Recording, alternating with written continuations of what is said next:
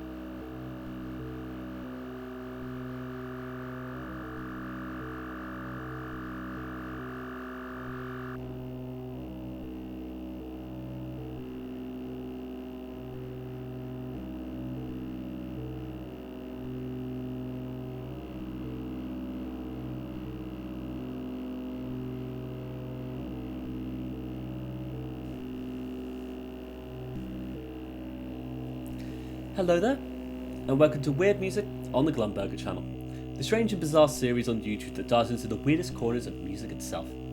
All the kinds of things that usually don't get entire video essays dedicated to them. Sometimes anyway. So yeah, in today's episode we're actually returning to a number of different things actually.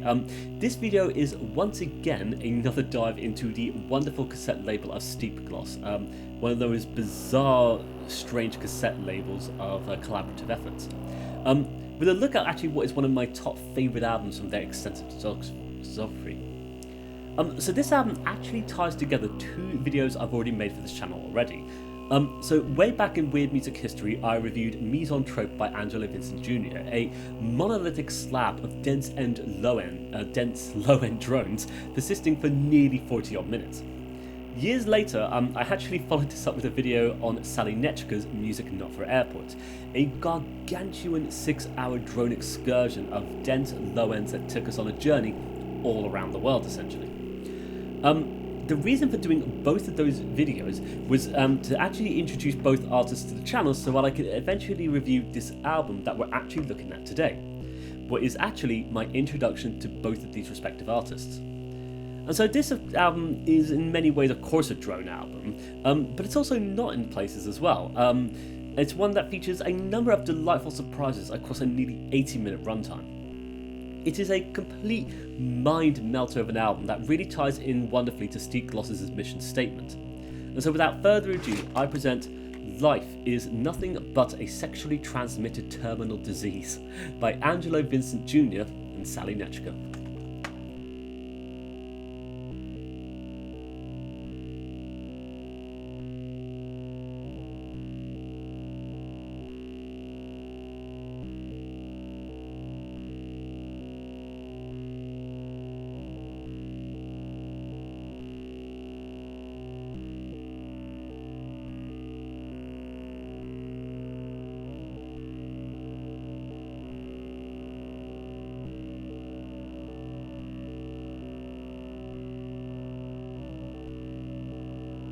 So, in fairness, we have technically asked who is Angelo Vicente Jr. and who is Calinezcka before. I'll do a quick rundown anyway though. Starting with Angelo Vicente Jr., I wasn't able to answer the question in the video dedicated to his album, Mise en Trop, and returning to his work now, I'm still none the wiser. All I know is that their experimenter with modular synths have released albums on the likes of important drone records and briefly operated under the moniker of Erzsatzway. But aside this, I don't know much else. It seems the Bandcamp for his solo work has since disappeared, and there was never really all that much information to go on in the first place. I also didn't actually ask Calinezcka anything about it, but hey ho. It is what it is. But yes, alongside them, Angelo is joined none other by Calinezcka, the moniker for one Michał Jędrzej Stańczyk, who, alongside making colossal drone records under the moniker, is also the curator of the one and only Important Drone Records, a label we have looked at twice on the channel before. Might be worth diving into again, actually. I do have a bunch of the albums. But yes, these two purveyors of singular hell-sustained tones have collaborated on the bizarrely titled Life is Nothing But a Sexually Transmitted Terminal Disease, a gargantuan 80-minute excursion of modular synthesizers released on none other than Roscott Bucolec's Steep Gloss as its 24th official release. And this album is a very strange one indeed. Two slabs of 40-minute odd experimental drone music. I believe both named as well after their respective birthdays, I believe, but I don't know whose is whose.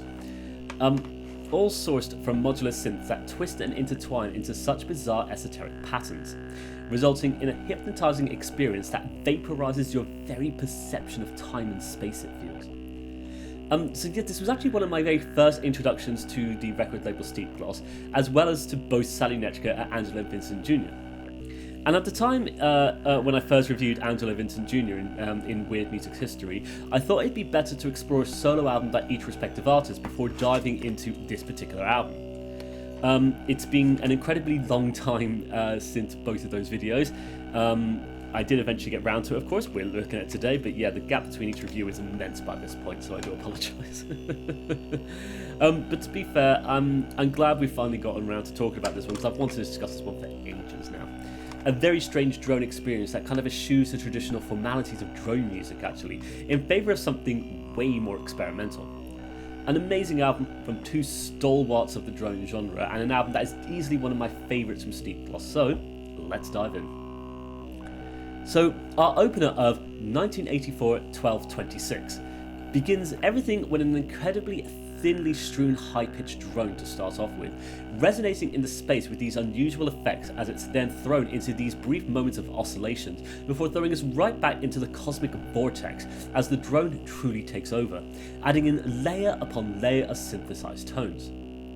There's some lovely low ends at work here, and this lovely plastering effect that is all backed up by these odd high-pitched frequencies, slicing themselves through the composition between the layers of growing sound left behind the drones.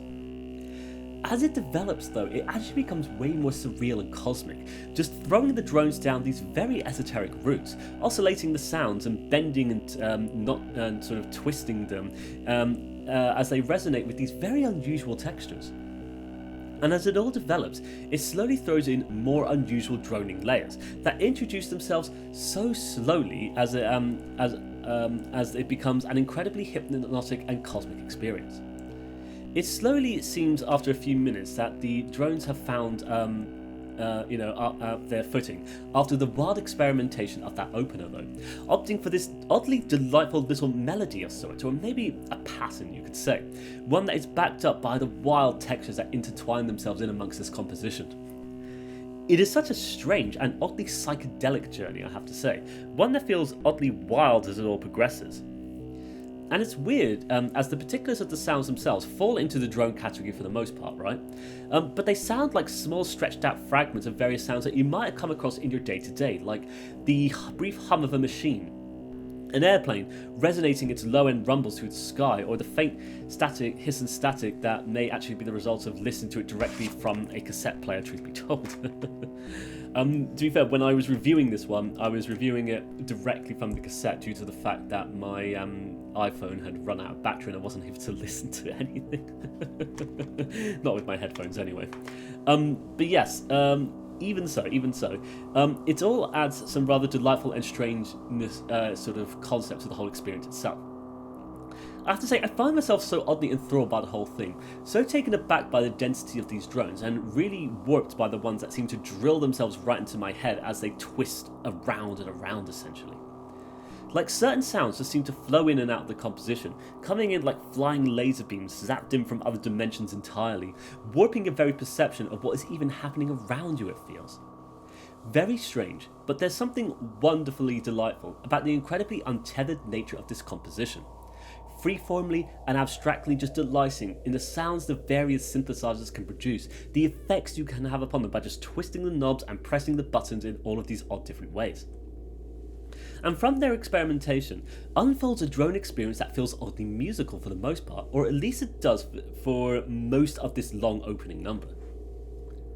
Like, there's something just gargantuan and immense about the entire experience. Like, two monsters of the long-form drone experience joining together create something really colossal. And it's weird when I think of both of the world of Angelo Vicente Jr. and Calineczka. Like, we've reviewed both an album by both musicians, and both of them offered long-form, dense, singular drones. But here, though, there's a lot more melody being pulled out of it somehow. A weird sense of abstract form and structure that is born from that same sense of improvisation almost. A free-form expression that establishes a form as a result of all of those tones and textures being offered. Very strange, and dare I say, a little bit of a surprise when it comes to both of these two musicians. Like, the whole opening of this album is a strange, wild experience that is constantly shifting and morphing, changing around into these very weird stretches of sound that make very little sense for the most part, but feel so delightful to listen to be fair. In their own weird way, of course. I'd say it's perhaps a little bit of a shame when it all falters away, leaving room for that much more familiar territory of long-form drones just wildly pushing away. The backdrop of the sounds becoming much more singular and less melodic. It's not that it's bad, but it's because there's so much to enjoy with the sort of weird experimentation of the first half that it's a little bit sort of like, oh, I was enjoying that kind of thing. But it does navigate into some very cool places anyway. The bed of textures at work in this part, they feel much more grainier, but then again it might just be an effect of listening to it on the cassette player, of course, as mentioned. All the more abstract elements though, they all just seem to ebb away, allowing room for these drones to really occupy the scene, sending us way further into that frazzled state of incomprehension. But there's still some very odd sounds thrown into mix, still resulting in a delightfully strange and enigmatic experience, though one that feels wildly different to what has opened up the entire thing here. Still, you kind of get that sense of familiar sounds once again, the resonating of industrial power plants, or janitors late at night hoovering away in complete silence. So many sounds, just rearing their head from time to time, feeling almost recognisable in amongst this strange sort of stew of dense drones, essentially. To go off on another bit of a tangent, most of this review is very just tangentially based. This kind of feels a bit to me like, or it comes across to me as an audio representation of interstellar travel. Like the opening being the cosmic wonder of flying out of the world into this wonderful kaleidoscope of shape and colours, before coming into the main droning section where it feels like you're slowly drifting out to space. Maybe anyway. Drone music certainly does paint unusual pictures in my mind when I listen to it, and this one being a collaborative album from two stalwarts of the persistent long-form drone is certainly one that has so much time to paint such an abstract picture in my mind. It's weird because I feel like a lot of drone music kind of gives me that image of interstellar travel, to be fair, and why I don't really know. I've never really sat down all that much to think about it. But regardless, it makes for something really fascinating, at least to me anyway. Really interesting musical experience, and something I can really get behind as a result. And for some reason, just to further go onto it, I just find it delightful to talk about drone music. Like this particular album, Life Is Nothing But a Sexually Transmitted Terminal Disease. It's one I've had in the background of a mind review for such a long time. You know, this gargantuan colossal drone experience that pulls you across this wonderful cosmic journey for nearly 80 minutes. Like, I don't know why, but I just really adore it for some reason. To go back to the composition, what a colossal drone it is though. Like, I should say, considering how wild the opening of the track is, oscillating with this weird pattern of notes going over and over this bed of constantly poured upon textures, it does suggest something that arguably strays away from the conventions of drone music as such. But the latter 2/3 of this composition just places into that stasis as the drone occurs over and over again, warping your very perception of time and space itself. Like, there's something oddly delightful about this experimental approach to drone music, and sure, nothing new or arguably truly different is being done here, but I actually think the point is irrelevant though, and especially when it comes to drone music, it's irrelevant that what you're doing, because it's what is more important is just delighting in the process of making the music, and in this case, delighting in the process of collaboration. Like taking their similar approaches to music composition, especially on the latter half of this one, and doing something that is, but also doing something that is different to the norms of what you'd expect if you know their music as well. Like, it's so weird how it has those two halves to it, if that makes sense. Different, but familiar, in both of their context. Like, I find it so charming and delightful, even given the rather cynical, misanthropic name of the album, right? Like, I can't help but envision these two dudes having so much fun in creating these long-form drone tracks together. It's part of the joy you get off of Steep Gloss, you know, which is this wonderful sense of community and collaboration, simply from the label's rule of featuring only collaborative albums. And it's such a weird label that I can never ever predict what will come from any album when I dive into it though. Like, even with familiar names, though at the time this was, you know, my introduction to both Angelo Vicente and Calineczka. But yes, even with familiar names that sometimes crop up on their many releases, you just see them stepping out their norms in favour of collaborative experimentation for the most part. And it's always just been a weird as fuck label kind of thing, but it's also just one of my favourites for just allowing for completely untethered music. And it's allowed for us to experience this particular album here, an experimental drone album. Wonderful and delightful, and what experience to behold if you just dared to put on your headphones and dive into it for 80 minutes, right? Goodness, what an awful lot there was to say about this. This review really just sort of stretched out the more I started writing about it, but it's just where my mind went in all different directions and stuff. But yes, we actually do have another track to review, don't we? So you flip over the cassette, and we find ourselves with the album's second track of 1985 0131. And so, after the incredibly spacey first track, we as listeners are surely stunned in submission after enduring the wild drones for nearly 40 minutes by that point. As a result, I actually find turning over the cassette to be a slightly apprehensive experience, as I wonder what we're going to be enduring next.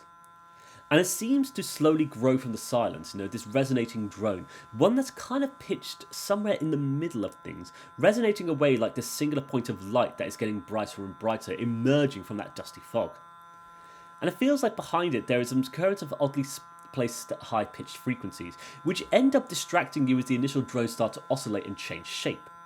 But with its persistence, it becomes so hard to really tell at times. Like, once it has established itself, it becomes very odd indeed, like very strange and abstract as you become slowly warped and stunned by the emerging experience.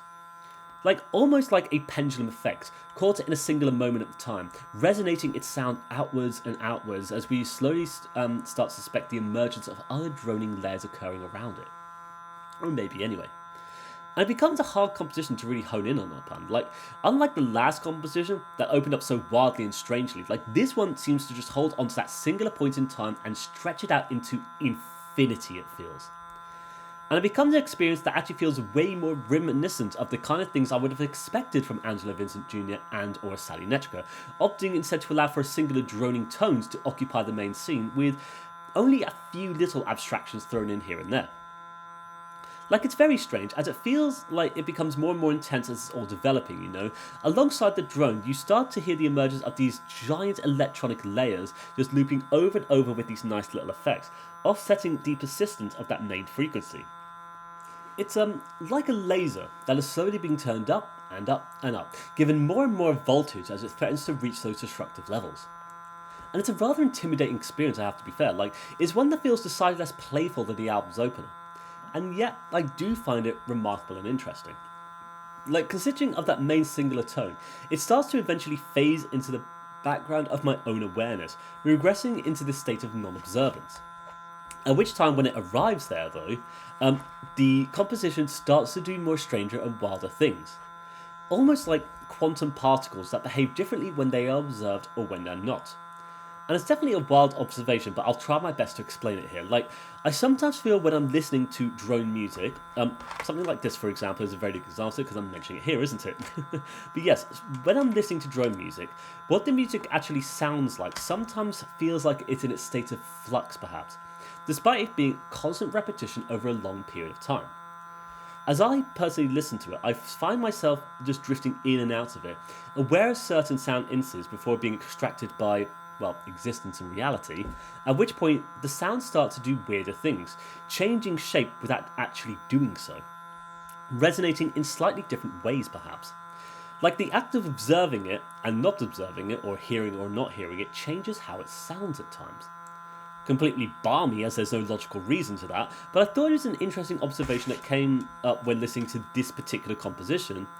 And it doesn't make a whole lot of sense, I'm guessing, but I just thought it was weird and interesting, and considering the sort of, you know, cosmic voyage of this album, I thought it was a good one to put this into. But to try and go back to the composition. When writing about the previous paragraph, there was one strange occurrence that actually happened in the song that changed up the vibe. It seems that there was a brief instance where the singular note seems to bounce across the sort of hearing spectrum, essentially. Like slowly but surely before evaporating into the silence from whence it came. And it feels odd that I observed it while writing about non-observance, but I think that is a rabbit hole not worth going down, to be fair. It's just going to melt our brains, isn't it? But anyway, it was a very strange little moment nonetheless, that really changed up the scene so oddly, as you kind of had something different to tangibly hold on to for a few moments, especially across the course of long-form drone music. Like, these things really stand out so significantly. But then of course it goes right back to the occurrence of the drones and electronic layers, and then you it creates this odd moment where you question whether or not you even experienced that at all. Like, I think I went back and it's definitely there, but it's something so weird though, like something so different that it feels like it can't even exist in a composition that sounds like this, to be honest. Very bizarre indeed, but the sort of state of confusion that drone music often put me in is something I really delight in. And it's why I always love exploring experimental drone stuff, because I always love to write about it because it's always such strange enigmatic music for the most part. And whenever I feel like talking about one, I just run with my muse and I just see where it's going to take me, wherever that's going to be. Certainly trying to follow that muse has allowed me to talk about so many different drone albums on the channel, enough to warrant the drone music playlist of course. But it also tends to be rather polarising music, doesn't it? Like, just to kind of go down that route, like we have mentioned before, drone music really seems to be one of those things that has to resonate with you in order for you to want to experience. Something channel supporter Tris Mamone told all of us years ago. Although here on this album it's a lot less inviting, arguably moodier and grumpier, it's still such a fascinating thing to experience, and I find I really do respond to it as well, which is why I enjoy listening to it, why this is one of my favourite things from Steep Gloss. I have to say, I find it oddly comedic as well. Though the misanthropic title surmising life to be a disease, which is a fair point, hard to argue against, it resulted in an album experience that I think actually doesn't really care for its audience all that much, because it's secondary to the real delight of experimenting together with a like-minded individual. And I can see why Ross is so keen to encourage it through his own label of Steep Gloss, as it allows people from all walks of life to come together in the creation of something new and weird, experimenting with sounds to their heart's content, regardless of the audience and who will end up coming across it, to be fair. Like, Steep Gloss is certainly a bizarre label, one that feels so unclassifiable, but there is so much I have enjoyed from it since the few years I've been diving into it. And I never know what I'm going to get from any particular album, which is why I love diving into new ones and old ones and different ones, why I just love exploring the label, because it is such an untethered place of creativity and freedom for sound and music, and I think that is a really cool thing. Right, very long tangent there, I do apologise, but let's get back to the composition itself. I should say, there is a change in this one. At some point, maybe midway through, I don't know, the resonating frequency seems to have faltered away, leaving room for the same electronic textures, while you have this ebbing and fading wub of pure sound, slowly fading in and out, oscillating before being captured by the silence once more. Whilst behind it, you've kind of got some more spacey experimental layers coming forth.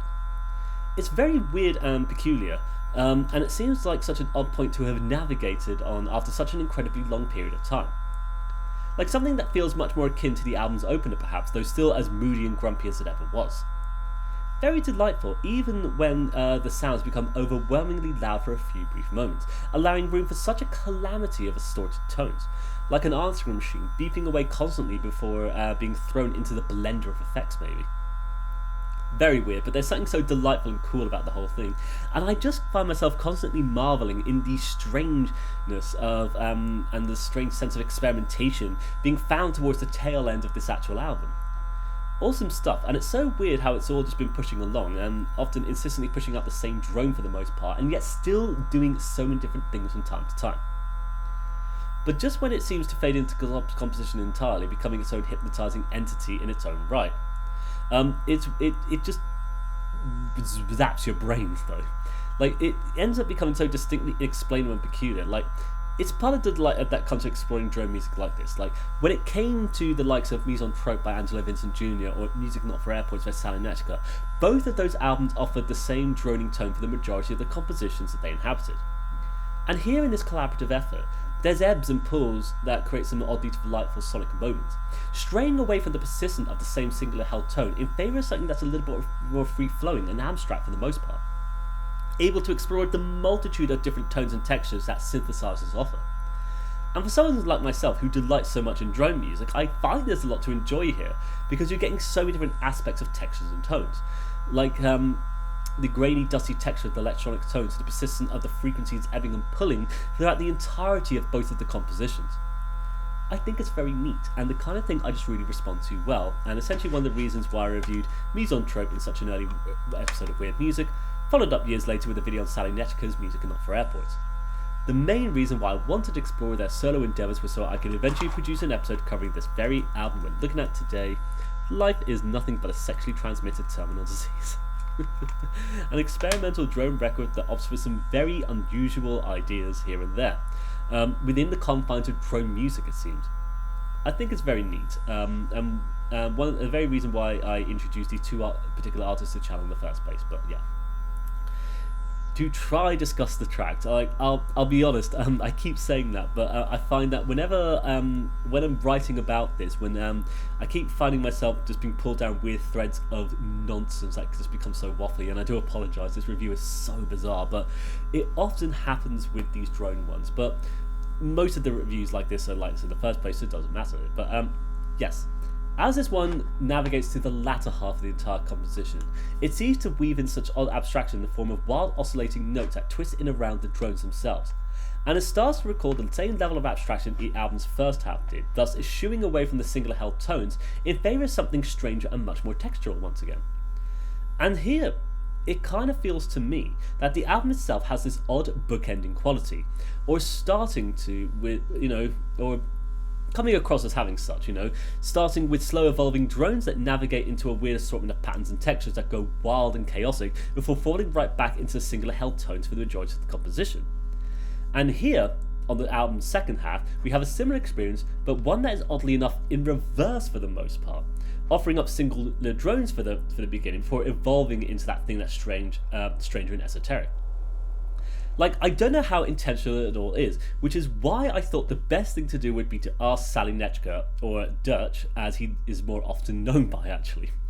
And so in preparation for this video, I shot him a message and got this reply in regards. Good evening, morning or afternoon. This is Ścisław Dersz speaking, also known as Calineczka. Please excuse my English. I have been asked to read out my email replying to questions concerning the album I have co-recorded in the year 2020 with the madly talented Angelo Vicente Jr. This is not something I normally do. However, the channel you are now watching is absolutely brilliant, especially in this post-Vital Weekly era. Needless to say, I am flattered the host decided to review another work I had my hands on. Regarding the album, as far as I remember, we had no preconceptions. Anything goes. It was somewhere between the lines to do a synth work rather than drone work. Some more static parts are there, as you can't teach an old dog new tricks, let alone two old dogs. And of course, as analog synthesizers happen to generate beautiful sustained tones and sounds one cannot just pass by without capturing. The quote-unquote melodies or sequences are actually microtonal. They are probably driven by sample and hold circuits probing some low-frequency oscillators, as neither of us used a sequencer then. We were working in turns, recording fragments of varying length and placing over the master wave file, that is, prepending or appending with some overlap to what was already there, until the whole piece crystallized. We then repeated the process for the second piece. This is all I remember really. There is not much to talk about, it is all about listening. The future has been cancelled. Thank you.